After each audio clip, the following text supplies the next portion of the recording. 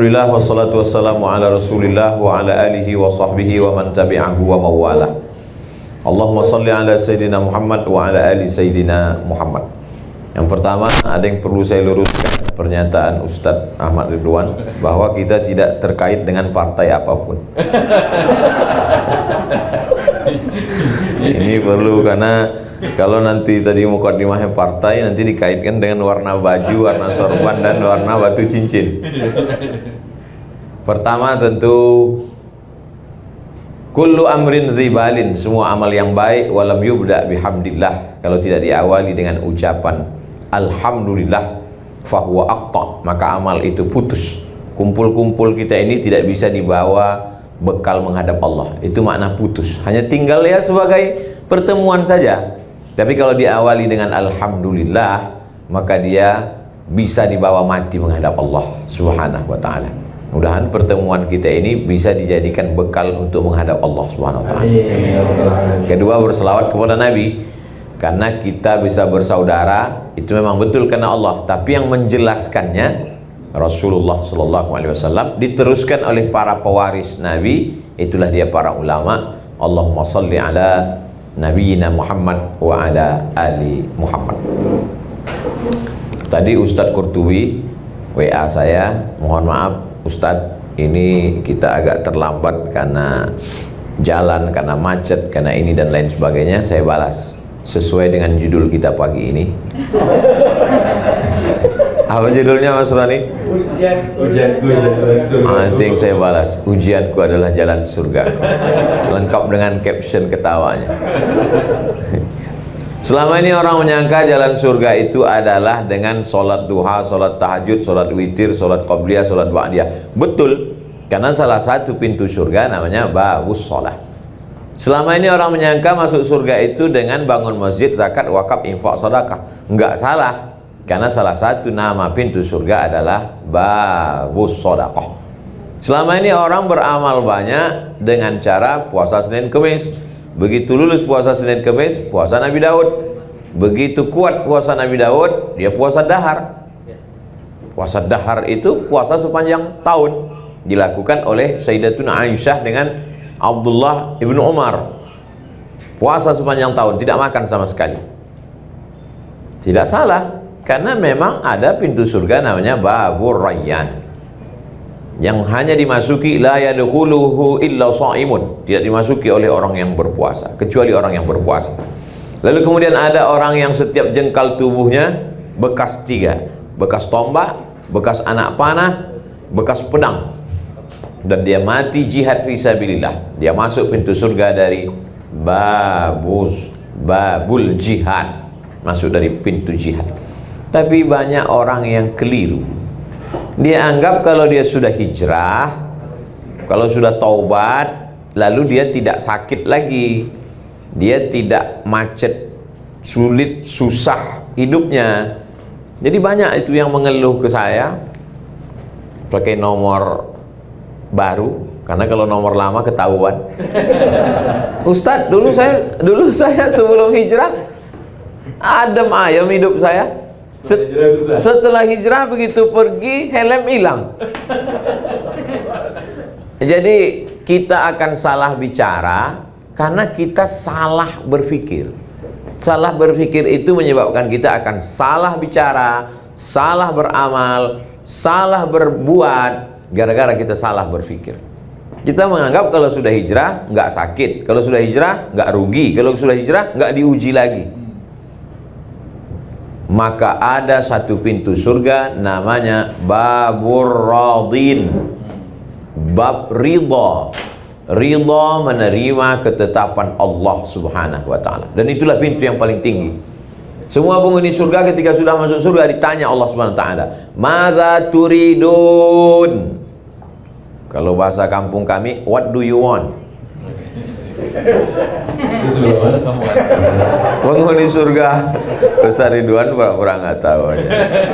Wahai penghuni surga, kamu mau apa sekarang? Kamu sudah dapat surga yang dulu kamu inginkan, kamu sudah. Madza turidun? Kamu mau apa lagi? Lalu penghuni surga menjawab, ada satu yang kami inginkan, kami belum dapat. Apa itu? Ridhoka, ridho. Jadi yang paling tinggi adalah ridha. Makanya dalam Al-Quran itu setelah Allah bercerita tentang jannatin tajri min tahtihal anhar, ada taman-taman surga, kebun-kebun mengalir, sungai-sungai, wa azwajum mutahharatun, istri yang suci-suci, lalu kemudian wa masakin thayyibah, tempat-tempat yang cantik-cantik, indah, semuanya lengkap. Wa ridwanum minallahi akbar, ada yang lebih besar daripada itu semua, yaitu ridha. Hanya saja penggunaan katanya di Indonesia selalu salah, selalu dipakai ikhlas. Ya udahlah, ikhlaskan aja. Ikhlas bukan di situ letaknya. Ikhlas itu ketika sholat karena Allah, puasa karena Allah, itu ikhlas. Kalau plong menerima ketetapan Allah, itu namanya bukan ikhlas, ridha. Tapi kita udah terlanjur salah, ya udahlah, kita teruskan aja kesalahan itu. Ya udah, nggak apa-apa. Yang penting dia ngerti, dia paham. Sama seperti silaturahim. Silaturahim yang benar itu, kalau saya dengan Ustadz Ridwan, itu yang tepat adalah ukhuwah. Karena kita bersaudara, tidak ada hubungan. Yang silaturahim itu neneknya satu, ibu bapaknya saudaranya, saudara kandung, nanti ketemu pada rahim neneknya. Pertemuan cucu-cucu itu disebut dengan silaturahim. Tapi kita udah terlanjur buat silatnas, silaturahim nasional. Ya udah, kita teruskan aja kesalahan itu, nggak apa-apa. Kalau dalam istilah kamus bahasa Arab namanya khotok syai'. Sudah salah tapi sudah terlanjur populer. Saya terus terang, biasa pengajian di Jakarta biasa-biasa aja, tapi hari ini serasa mengaji di luar negeri. Coba lihat dari baliho belakang. Masya Allah, di mana gitu? Tolong nanti yang ngambil foto dari belakang. Jadi ada satu yang paling tinggi adalah ridha, menerima ketetapan Allah. Tapi saya tidak ingin pengajian ini dipotong. Saya tidak ingin setelah kajian ini komunitas Mas Roni, komunitas Pak Arman, komunitas kita semua, jamaah Ustadz Ridwan yang menonton ini, tiba-tiba pas nanti evaluasi gimana program-program bisnis kita ke depan, ya udahlah kita ridho aja. Bukan itu makna ridho. Kita punya motor, motornya dibawa kajian, sampai di tempat kajian diparkir, lalu kemudian stangnya dikunci, ban depannya diikat pakai rantai besi, ban belakangnya juga diikat ke pohon pinang, pohon palem. Begitu keluar kajian, pohon palemnya disinsu orang. Maka saat itu yang bisa kita lakukan hanya ridha. Kita pukul pipi kita sampai pecah, kita tarik rambut kita, itu tidak akan kembali. Maka satu-satunya yang bisa kita lakukan adalah ridha. Ridha setelah usaha. Itu bedanya Ahlus Sunnah dengan Jabariyah. Sedangkan Jabariyah, satu kelompok, dia tidak ada usaha. Tenang aja, abang nggak kerja, terserah Allah aja. Mana tahu ada suami ibu-ibu yang mazhabnya Jabariyah. Ibu nggak usah perlu marah, diamin aja. Abang nggak kerja, terserah Allah aja. Nanti pas jam 12, jam 1 dia minta makan siang, ibu balikin. Terserah Allah. Masakan kita mana? Terserah Allah bang. Balas. Itu namanya mazhab Jabariyah. Kalau Ahlussunnah tidak begitu. Ada namanya al-kasbu wal ikhtiar. Kita sudah jadikan bahasa Indonesia itu ikhtiar, usaha. Setelah berusaha ternyata tidak sesuai dengan keinginan kita, saat itu Allah ingin menempatkan kita di satu makom. Makom artinya level, tempat. Makom itu tempat. Makom Ibrahim, tempat berdiri Ibrahim. Sampai tempat kita makom kuburan. Maqaman mahmuda. Kalau kamu tahajud di waktu malam, asa ayyab'asaka rabbuka maqaman mahmuda. Allah akan tempatkan engkau di tempat yang terpuji. Maqam artinya tempat. Level kita tinggi, namanya maqam ridha, menerima ketetapan Allah Subhanahu wa ta'ala. Sebetulnya nabi-nabi itu ditempatkan Allah di atas maqam ridha. Coba lihat Nabi Ibrahim alaihissalam, diuji menghadapi ayah kandung Azar. Kalau menghadapi Abu Lahab, Abu Jahal, dan abu-abu lainnya, tak perlu disebut, nanti makin populer. itu biasa.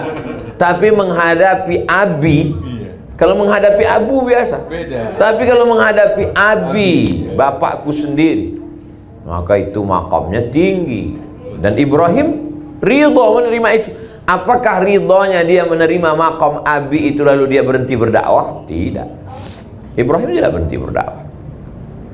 La illam tantahi, kalau kau tidak berhenti mendakwahi aku, hai Ibrahim, la arjumannaka, ku lempar kau pakai batu sampai mati. Wahjurni maliya, tinggalkan aku untuk waktu yang lama. Apa jawab Ibrahim? Salamun alaika, selamat untukmu wahai ayahku. Sa'astaghfiru laka rabbi, aku tetap mintakan ampun untukmu kepada Allah. Innahu kana bi hafiyya, Allah selalu mengabulkan doa-doaku. Jadi sekarang baru hijrah udah kelahi dengan orang tua. Ya Allah. Baru hijrah. Saya kemarin Pak Ustadz melihat bapak saya nggak sholat, saya masukkan ke neraka 2 kali.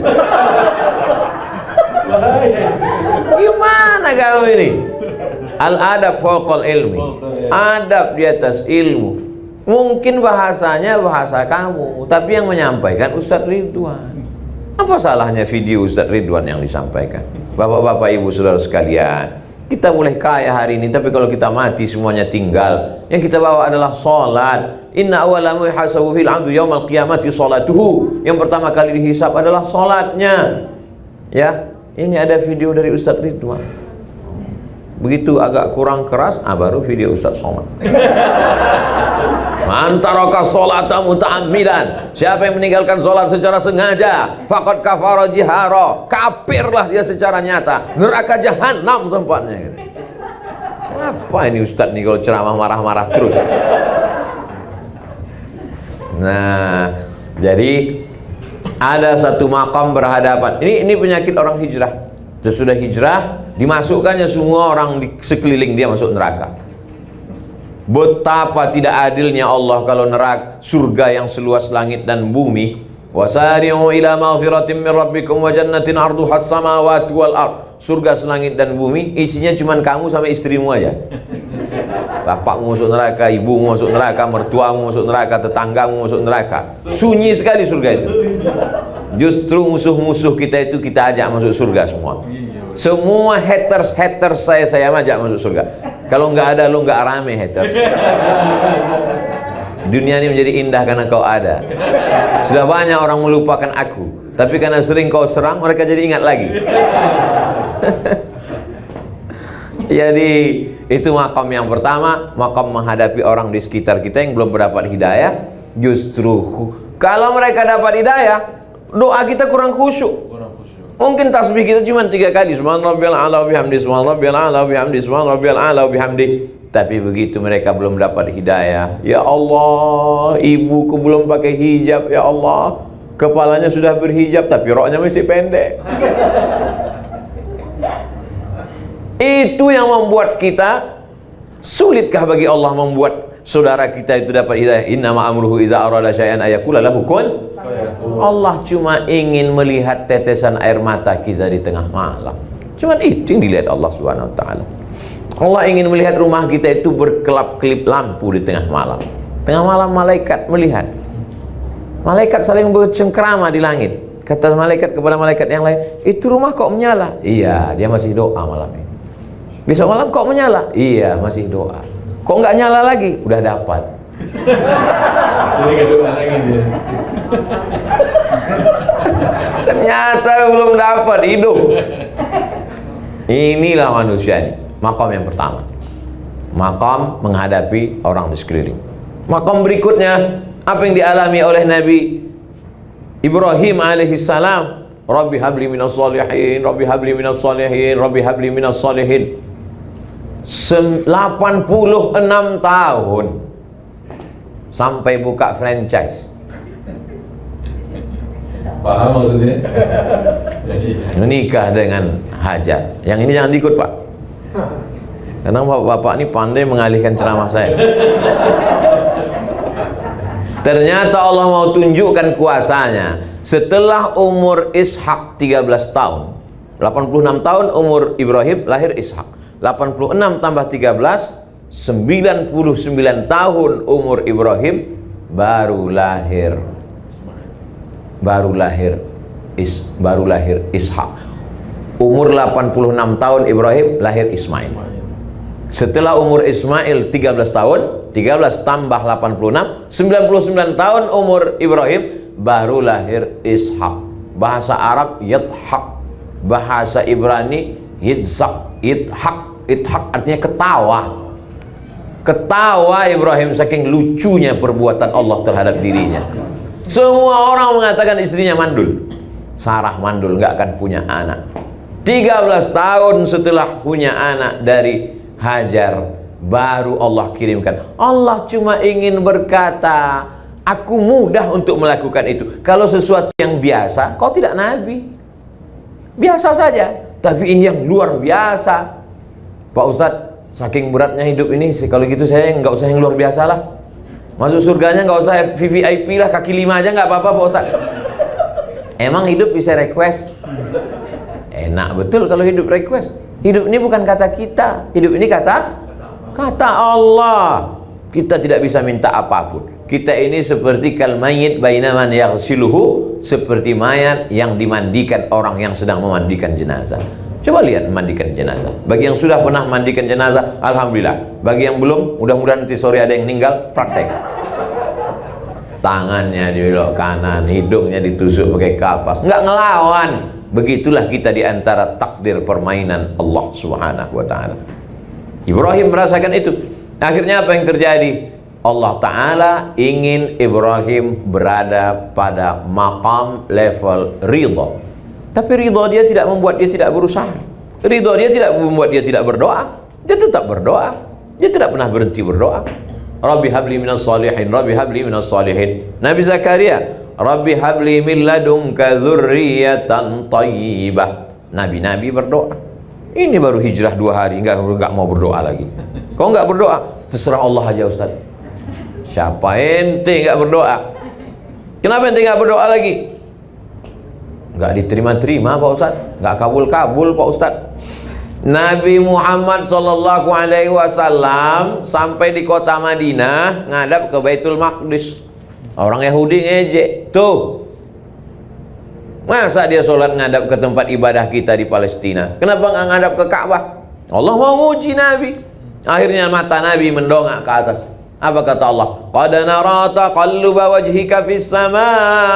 Kami lihat wajahmu menghadap ke langit. Falanuwalliyannaka qiblatan tardaha. Kami akan menghadapkan arah kiblat sesuai yang kau inginkan. Turunlah ayat di bulan Sya'ban. Fawalli wajhaka syatral masjidil haram. Hadapkanlah wajahmu ke arah Masjidil Haram. Berapa lama Nabi menghadapi ejekan, cacian, makian, bully dari haters Yahudi itu? 17 bulan. 17 bulan, 16 sampai 17 bulan dicaci maki. Barulah pindah arah sholat ke arah kiblat Ka'bah Al-Musyarrafah di Makkah Al-Mukarramah. Ada ujian. Padahal kalau mau Nabi Muhammad itu tinggal berdoa, wala saufa yu'tika rabbuka fatarda, apapun yang kau mau ku kasih ya Muhammad. Tapi bukan masalahnya kemauan kita, tapi kemauan Allah Subhanahu wa ta'ala. Kesalahan orang hijrah selalu memaksa Allah untuk mengikut keinginan dia. Dianggapnya Allah itu tukang legalisir. Dia mau, kita mau fotokopi ini diakui oleh dinas pendidikan. Karena kita mau fotokopi ini diakui dinas pendidikan, kita bawa ke kepala sekolah supaya dilegalisir. Kita anggap Allah tukang legalisir. Kita mau, lalu kita paksa Allah ingin mengikuti kemauan kita. Ketika Allah tidak mengikuti kemauan kita, kita katakan tak bermakna hijrahku. Hijrah apa hijrahmu? Ini penting memahami pemahaman yang benar. Hijrah adalah ketika Ibrahim berkata, Hanifan musliman wa ma ana minal musyrikin. Hanifan condong kepada Allah. Selama ini condongnya kepada ayah, selama ini condongnya kepada anak, selama ini condongnya kepada harta, selama ini condong itu apa sih Pak Ustadz? Miring. Miring itu apa sih Pak Ustadz? Cenderung. Cenderung itu Pak Ustadz, pahamilah sendiri payah betul ceramahnya. Selama ini miringnya, cenderungnya, condongnya kepada materi, kepada dunia. Setelah itu dia cenderung mengikut Allah Subhanahu wa ta'ala.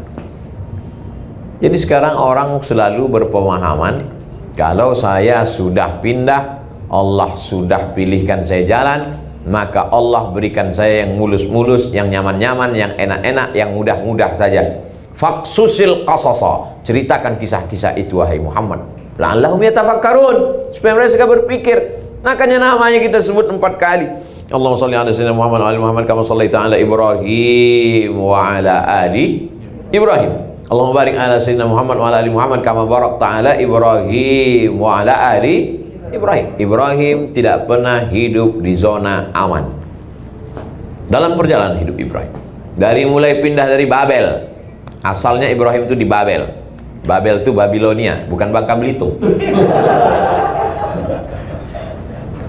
Dari Babilonia mau pindah ke Palestina, diperiksa di perbatasan. Di perbatasan diperiksa.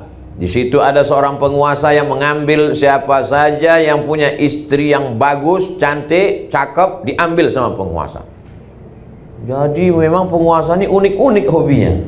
Dia anak gadis nggak mau, bini orang aja yang mau diambil. Maka ketika Ibrahim pindah lewat di situ, pas ditanya Nabi Ibrahim, ini perempuan ini siapa? Kata Nabi Ibrahim menjawab, ukhti, my sister. Ini saudari saya. Setelah lewat pemeriksaan, Sarah komplain, aku kan istrimu, kata Sarah. Kenapa kau bilang aku saudarimu? Ukhti fil iman, saudaraku seiman. Karena kalau aku jawab istriku itu penguasanya jahat, nanti kau diambilnya. Ini menjadi jawaban bagi ibu-ibu. Mana tahu kebaca HP bapak, atau pas lagi jalan di mall, ini siapa? Ini saudari saya. Ada bocoran dulu. Saudara yang dimuliakan Allah Subhanahu wa taala, ada maqam. Apa tujuan Ustadz bercerita tentang Nabi Ibrahim? Supaya ketika kita menyebut nama Ibrahim, kita tahu bahwa Ibrahim tidak pernah berada pada zona nyaman. Berhadapan dengan ayah kandung, lulus. Berhadapan dengan orang, ring 1 lulus, sekarang ring 2, masyarakat sekitar, penyembah berhala. Masuk Nabi Ibrahim alaihissalam ke dalam, dia ambil itu kampak, dia hancurkan berhala-berhala yang kecil. Begitu mereka pulang dari kebun sore, mereka lihat hancur semua, mereka sudah tahu ini pasti Ibrahim yang melakukan. Ini pasti Ibrahim punya kerja, walaupun waktu itu belum ada CCTV. Mereka sudah tahu nih Ibrahim. Mereka tangkap Ibrahim, mereka tanya, a'anta fa'alta hadza bi alihatina ya Ibrahim. Saya biasanya kalau lewat makanan hilang konsentrasi, kecuali di pengajian ini, karena sudah dibuat kenyang duluan. Nah ini pelajaran juga untuk majelis yang lain, makan dulu baru ngaji. Jadi fokus. Jadi kita lebih fokus Ustaz. Luar biasa pengajian Nasrani. Luar biasa. Iya. A'anta fa'al, datang semua ayat-ayat. A'anta fa'alta hadza bi alihatina ya Ibrahim. Engkaukah yang melakukan ini terhadap Tuhan-Tuhan kami wahai Ibrahim? Ibrahim dengan tenang menjawab, bal fa'alahu kabiruhum hadza. Yang melakukan ini bukan aku, tapi berhala yang paling besar. Dia ambil itu kampak, dia gantungkan di leher berhala yang besar. Yang melakukan bukan aku. Terus siapa? Itu yang paling besar. Nabi Ibrahim sedang mengajak orang untuk berpikir secara rasional. Tapi biasanya orang, kalau dia kalah secara otot, salah secara otak, dia akan main otot. Kalah dengan argumentasi otak, maka dia mainkan otot. Akhirnya ditangkap Nabi Ibrahim, mereka kumpulkan semua kayu-kayu, mereka akan bakar. Apa kata penguasa? Harriquhu, bakar dia. Bakar Nabi Ibrahim. Lalu kemudian di situ mukjizat baru datang. Mukjizat datang di akhir cerita. Sama kayak film India. Polisi selalu datang di akhir. Di akhir itu baru terjadi mukjizat. Apa kata Allah?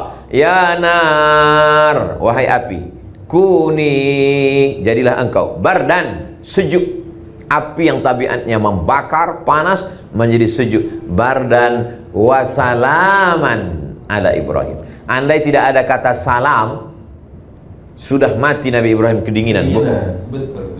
Andai Allah hanya berkata kuni bardan, wahai api jadilah engkau dingin, mati Nabi Ibrahim kedinginan. Ditutup Allah dengan salam. salam sampai ke Pulau Jawa jadi selamat. Itulah makanya. Apa acaranya? Selamatan. Dan bahkan kabarnya yang naik ke bulan itu pun Neil Armstrong dengan selamat. Hebat, ada orang Jawa Ustaz. Akhirnya selamatlah dia. Maka Allah ingin menempatkan Nabi Ibrahim, dia berhadapan dengan lingkungan sekitarnya juga selamat. Berhadapan dengan orang tua, ring satu, selamat, ridho. Berhadapan dengan lingkungan sekitar, selamat. Berhadapan dengan dirinya sendiri, bagaimana dia tidak punya anak, selamat. Berhadapan dengan apapun, dan ternyata setelah punya anak, ujian tidak selesai. Ujian tidak pernah selesai. Ustadz, kenapa ujian saya ini nggak selesai? Saya belum menikah Pak Ustadz. Ya, kita doakan ya, akhirnya menikah. Setelah menikah muncul pertanyaan. Orang tetangga saya sudah risau nih Pak Ustadz. Mereka nanya, kapan punya anak? Hidup ini tidak pernah selesai dari pertanyaan. Kalau saya mati selesai nggak Pak Ustadz? Masih ada pertanyaan yang lahat. Selesai itu nanti di surga. Jadi kalau ada orang berkata, saya sudah hijrah Pak Ustadz, kenapa masalah hidup nggak selesai? Kau mau cepat selesai?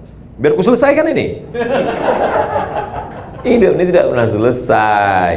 Habis mati masih ada pertanyaan mungkar nakir. Habis itu masih ada azab kubur. Habis itu masih menunggu tiupan sangkakala bangkit tegak di padang mahsyar. Habis itu masih ada titian siratal mustaqim, timbangan amal, pemberian kitab. Nanti ketika masuk ke dalam surga, bertetangga saya dengan Ustadz Ridwan, disambut oleh malaikat Ridwan. Kata malaikat Ridwan, siapa? Abdul Somad. Siapa? Ridwan. Podo. Nah. Malaikat Ridwan orang Jawa.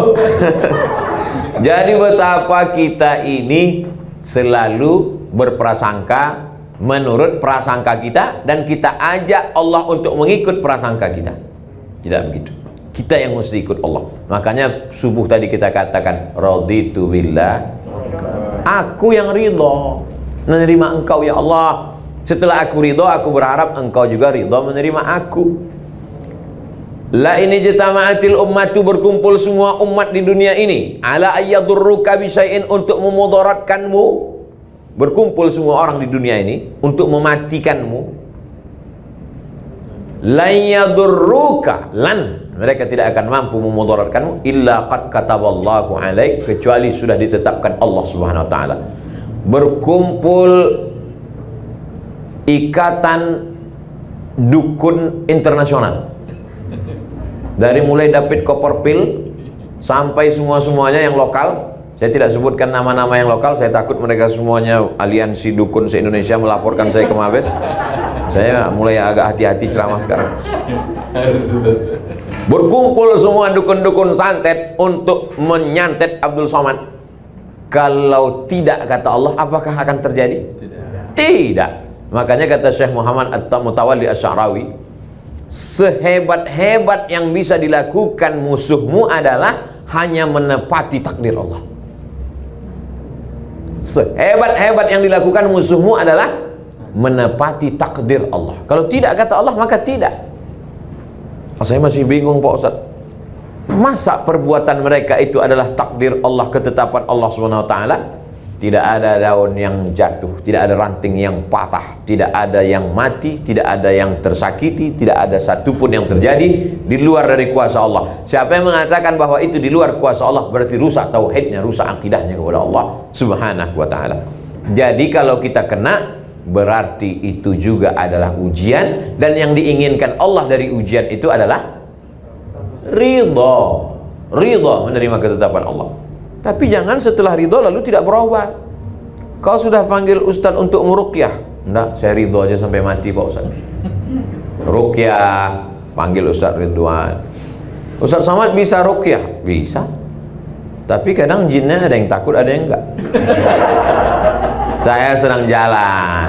Pas lagi saya sedang jalan, saya waktu itu jadi dewan juri musabaqah tilawatil Quran. Pagi-pagi saya jalan, dipanggil sama qori, salah satu qori dari balik jendela. Ustaz Somad, ada apa? Saya bilang, ada qori'ah kerasukan setan. Saya mau pergi. Saya kan nggak pernah meruqyah karena saya ceramah. mau pergi, cuman gengsi, masa LCMA pergi meninggalkan. Ada apa saya bilang? Ini, saya lihat dia ruqyah, diambilnya botol, dia bacakan. Allahu la ilaha illa huwal hayyul qayyum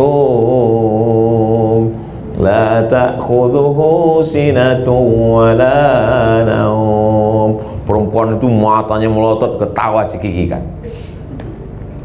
Saya ambil air itu, saya baca kuat ke telinganya sebelah kanan. Laki-laki 2, perempuan 1. Allahu la ilaha, kuat-kuat suara saya. Begitu selesai saya bacakan, sehat dia.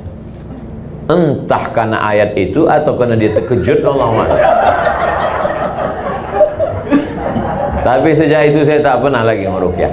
Setiap ada orang minta ruqyah kerasukan setan, rumahnya diganggu, warungnya dikerjain, selalu saya serahkan ke sahabat-sahabat saya. Di antaranya yang menulis buku ensiklopedia ruqyah jin setan, namanya Ustadz Musdar Bustamam LC, orang Medan, tapi selalu juga ke Jakarta. Bisa tulis di Google Musdar, itu sekaligus endorse.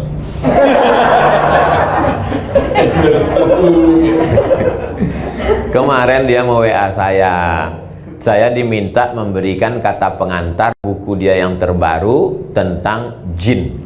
Saya bilang saya sudah beberapa kali mengendorse buku antum. Supaya buku ini lebih menarik, bagusnya minta endorse sama jin Ifrit. Tapi dia tetap minta juga. Tadi dalam perjalanan dari airport kemari, saya sempat tuliskan endorse. Saya tulis di situ cerita panjang bahwa dulu ketika tinggal di Kairo, dia tinggal di asrama, ada isu salah seorang anak Indonesia bisa memperlihatkan tuyul. Ada anak Indonesia bisa memperlihatkan tuyul. Korbannya sudah 17 orang. Ternyata prank. Jadi si Anu ini ustadz juga sekarang, cuman saya nggak sebutkan namanya untuk menjaga nama baiknya. Jadi diisukan dia bisa memperlihatkan tuyul. Siapa yang masuk ke kamar dia bisa ngelihat tuyul. Kalau masuk ke kamar dia, dimatikan lampu, dihidupkannya lilin. Bawa piring. Lalu piring itu diletakkan di atas lilin. Setelah itu piringnya dibalik, dibacakannya mantra-mantra, lalu diusapkan ke muka. Alhamdulillahirabbil alamin. Setelah itu dihidupkan lampu. Tuk, mana tuyulnya? Ah, tengok ke kaca. Kan hitam kan? Kan tadi piringnya diletakkan di lilin. Kan hitam. Setelah itu alhamdulillahirabbil alamin, habis itu hidupkan lampu. Mana tuyulnya? Ah, kau tengoklah ke kaca. Ah, itulah tuyulnya. Korban yang pertama tidak mau bercerita sebelum dapat korban berikutnya. Akhirnya korbannya 17 orang. Dan 17 orang itu ada datanya. Ustadz-ustadz besar sekarang. Tentu tidak kita sebutkan korban-korban. Dan ada pula korbannya itu mahasiswa Afrika. Mahasiswa Afrika agak sulit sedikit. Karena ketika dilihat nggak berpengaruh warna arang itu. Saya cuma ingin mau menceritakan bahwa kalau sudah cerita masalah jin, tuyul, nyi blorong, sundil bolong, santet, sulit orang untuk tidak percaya. Itu ada. Kalau tidak ada yang namanya santet itu, tidak akan mungkin dalam Quran ada satu surat namanya surat Al-Falaq. Qul a'udzu birabbil falaq min syarri ma khalaq wa min syarri ghasiqin idza waqab wa min syarri naffatsati fil 'uqad. Nafasat, nafasa, meniup-niup dengan sedikit air liur. Nafasa yang fusu fil uqad, pada simpulan tali. Perempuan yang suka meniup-niup pada simpulan tali. Jadi kalau dia benci sama ibu, sama bapak, diambil rambut ibu, rambut bapak, lalu diikat di simpulan tali, lalu di simpulan tali itu ditiup-tiup. Kenapa disebut perempuan? Karena memang biasanya tukang sihir itu perempuan. Makanya ada istilah nenek sihir. Nenek sihir enggak laki-laki, perempuan. Yang banyak tukang sihir laki-laki dalam film Harry Potter. Ada laki-laki, tapi umumnya perempuan tukang sihir. Sihir itu ada, tapi kita diajarkan untuk melindungi diri. Makanya baca maksurat, diambil dari kata asar, doa-doa berdasarkan Quran dan Sunnah. Baca habis subuh, baca habis maghrib, pembuka hari pagi, pembuka malam habis maghrib. Nggak bisa habis maghrib, habis isya. Nggak bisa habis isya, mau tidur malam, Al-Fatihah sekali, Qul huwallah 3 kali, Qul a'udzu birabbil falaq sekali, Qul binas sekali, ayat kursi sekali, tiup telapak tangan. Itu maksurat yang paling pendek. Yang paling panjang baca buku maksurat, tiupkan telapak tangan, hembuskan ke wajah, ke kepala, tanam di rumah pohon sidir. Beli pohon sidir, pohon bidara, sidir.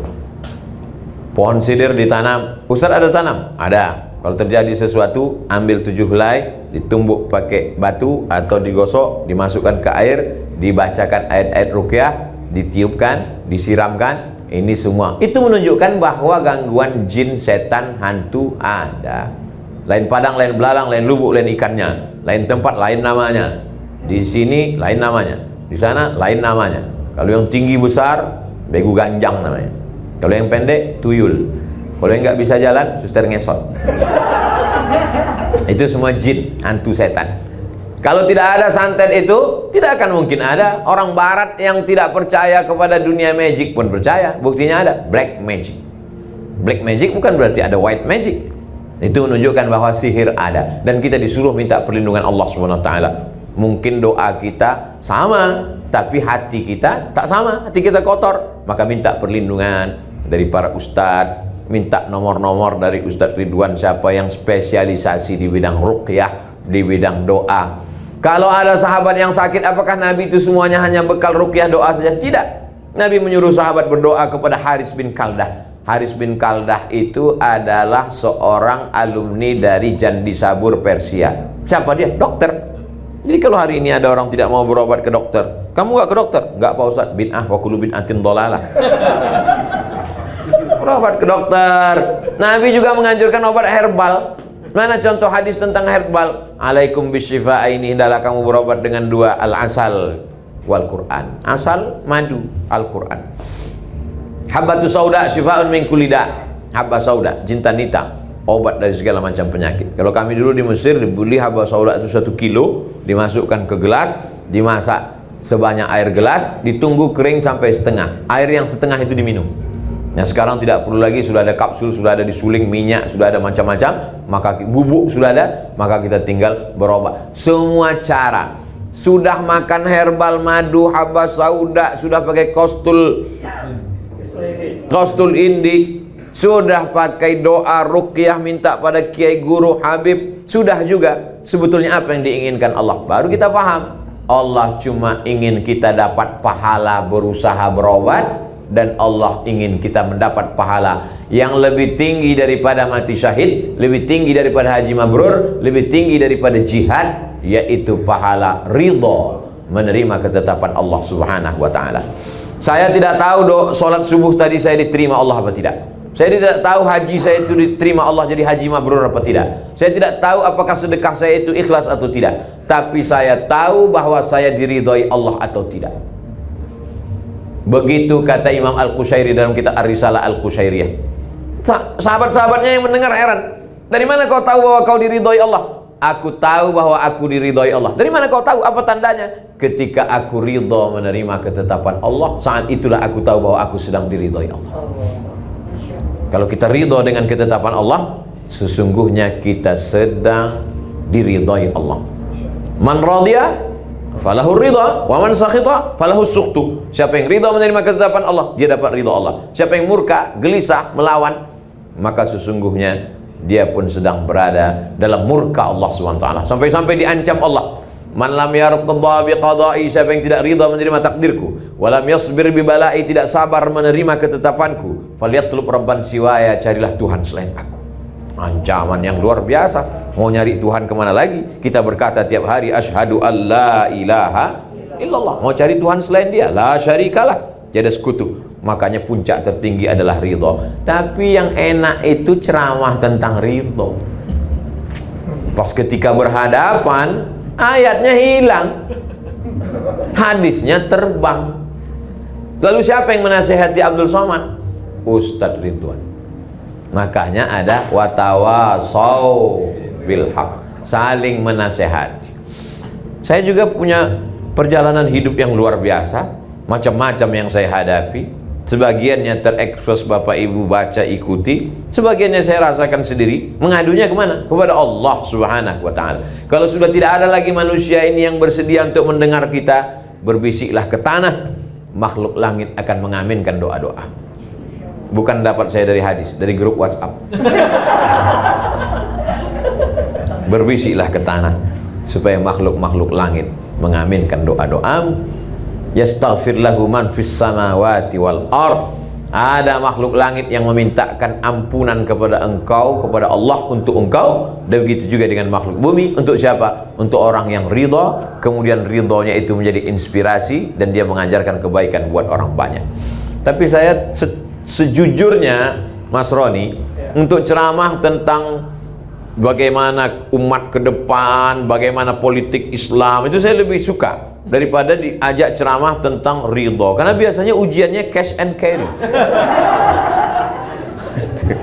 berat ujiannya biasanya datang, apa yang kita omongkan itu langsung datang. Makanya tadi begitu Ustadz Qurtubi bilang ujiannya ceramahnya Ustadz tentang temanya tentang ujianku jalan ke surga.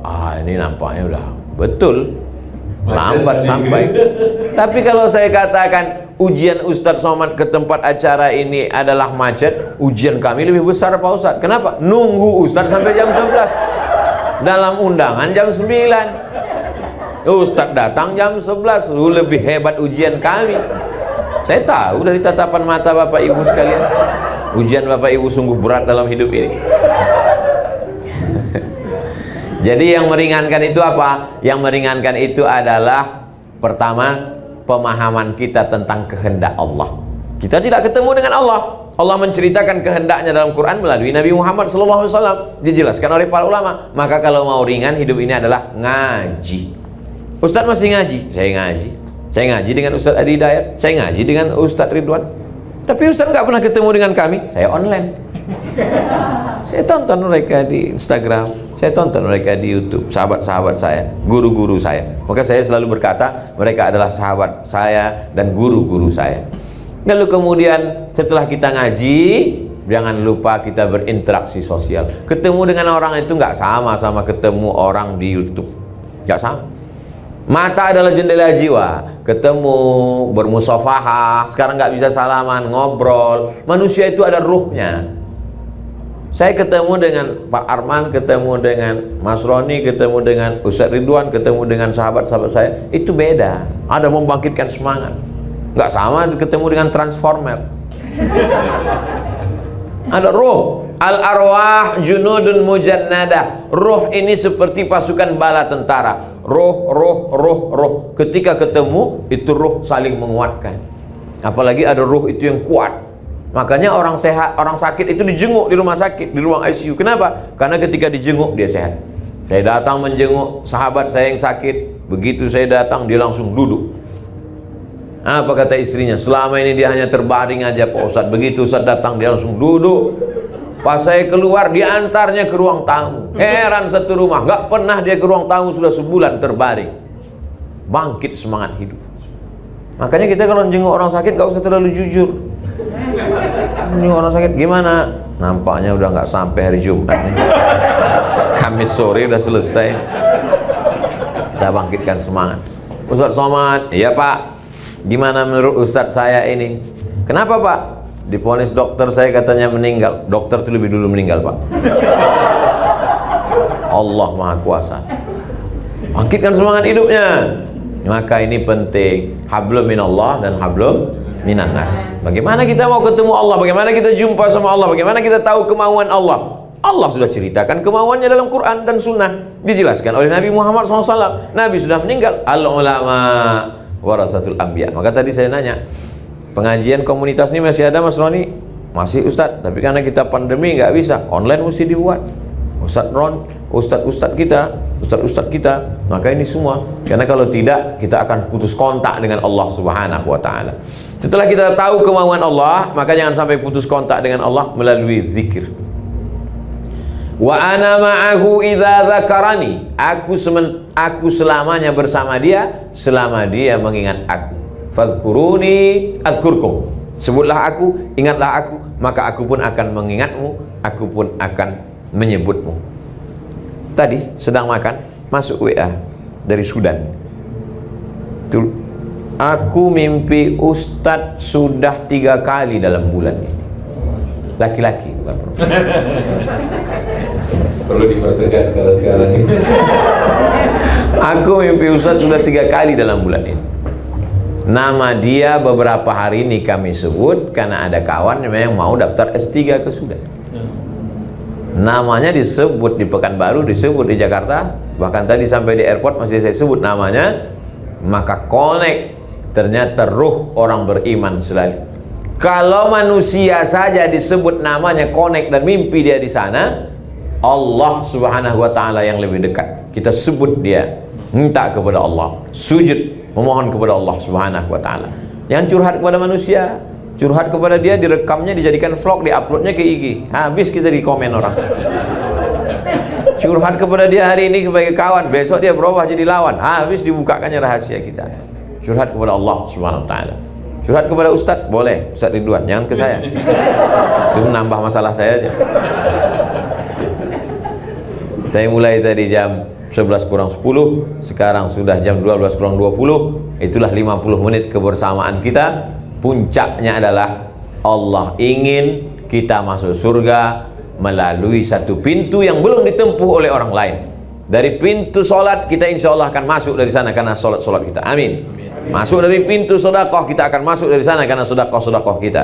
Masuk dari pintu satu ini tak banyak orang yang bisa, dan Allah ingin kita masuk dari pintu itu, pintu ridha, menerima ketetapan Allah dengan tetap berusaha menurut Ahlus Sunnah wal Jamaah. Terima kasih. Selanjutnya saya kembalikan ke Al-Mukarram Ustadz Ridwan, Mas Roni.